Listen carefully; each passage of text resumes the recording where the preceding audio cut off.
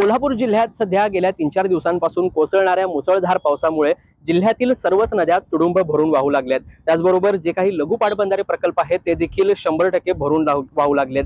सध्या कोल्हापुरातील जुना छत्रपती शिवाजी महाराज पूल या ठिकाणी मी उभा आहे आणि माझ्या पाठीमागे पंचगंगा नदीचं हे पात्र आपल्याला विस्तीर्ण बघायला मिळते। सध्या जी काही पंचगंगा नदीची ही सगळी दृश्य बघतोय आपण, हे छत्रपती शिवाजी महाराज पुलावरून बघतोय। खरं तर पंचगंगा नदीच्या पाणी पातळीबद्दल बोलायचं झालं तर 24 जून रोजी 29 फुटावर असणारी पंचगंगेची पाणी पातळी आता ही 25 जून दुपारी 12 वाजता 33 फूट 11 इंचांवर जाऊन पोहोचली। पात्र सोडल्यानंतर आता पंचगंगेचा घाट पूर्णपणे पाण्यात गेलेला आपण बघू शकतोय आणि यामुळे सध्या जोरदार पाणी पातळीत वाढ होताना आपल्याला बघायला मिळते। खरं तर ह्या वाढणाऱ्या पाणी पातळीमुळे जी नदीकाठची गावं आहेत त्या सर्वांनाच सतर्कतेचा इशारा देण्यात आलेला आहे।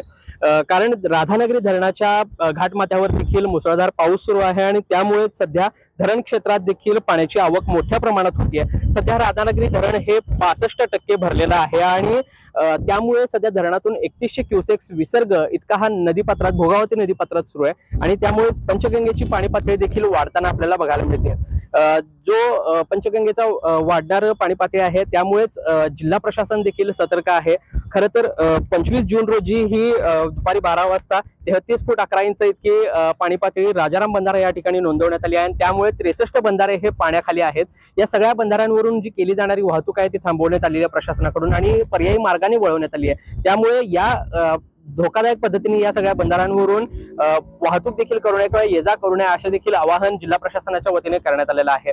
मात्र जी काही पंचगंगेची वाढती पाणी पातळी आहे त्याकडे देखील जिल्हा प्रशासनाचे लक्ष असून आपत्ती व्यवस्थापनाची टीम देखील सज्ज आहे। त्यामुळे नागरिकांनी देखील घाबरून जाण्याचं कारण नाही असं देखील आवाहन जिल्हा प्रशासनाच्या वतीने करण्यात आले आहे। महासत्ता लाईव्ह साठी मी साई प्रसाद महेंद्रकर, कोल्हापूर।